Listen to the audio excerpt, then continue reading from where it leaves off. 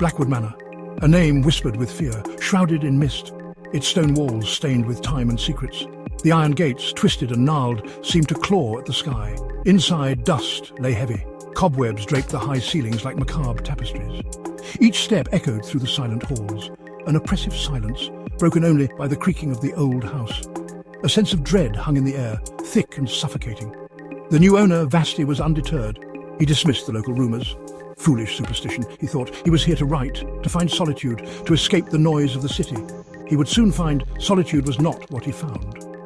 Vasty set his bags down. The house felt cold, even in the summer months. He walked to the fireplace and went to light a fire. As he struck the match, he felt a cold breath on his neck. He turned quickly. Nothing. Days turned into weeks. Vasty found himself struggling to write. The silence of the manor, once what he craved, was now deafening, broken only by strange sounds. Floorboards creaked above him, though he was alone. Whispers seemed to emanate from the walls themselves. One night he saw her, a fleeting glimpse, a woman in white, ethereal and mournful at the end of the hall. She vanished as quickly as she appeared.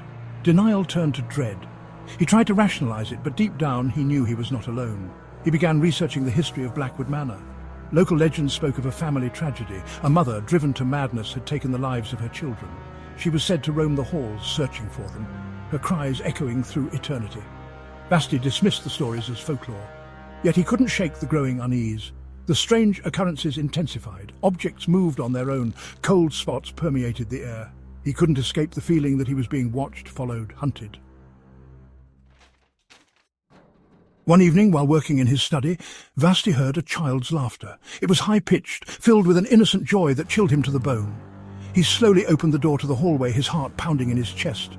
The laughter was coming from the end of the hall, the same hall where he had seen the woman.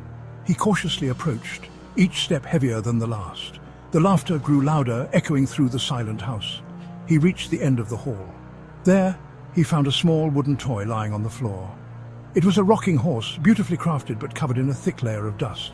As he bent to pick it up, the laughter abruptly stopped. The house fell silent again, but the silence now felt different. It was heavy, oppressive, as if the air itself was holding its breath.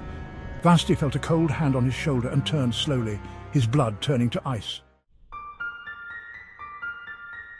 Standing behind him was the woman in white. Her eyes were hollow, filled with an unspeakable sorrow. Her skin was pale and cold, like death itself. She reached out to him, her hand passing through his body, sending a chill to his core. He stumbled back, fear paralyzing him. The woman glided towards him, her voice a mournful whisper. "They're here. My children. They want to play." Her words echoed through him, each syllable a nail hammered into his coffin. He turned to run, but the hallway seemed to stretch endlessly before him. The laughter returned, louder now, echoing all around him. He was trapped. The house was alive, and he was its prisoner. He ran into the study, slamming the door behind him. He fumbled for the lock, but it was too late. The doorknob rattled violently. The laughter was right outside, growing louder, closer. He was going to die. He looked up at the mirror above the fireplace. His reflection stared back at him, his face contorted in terror.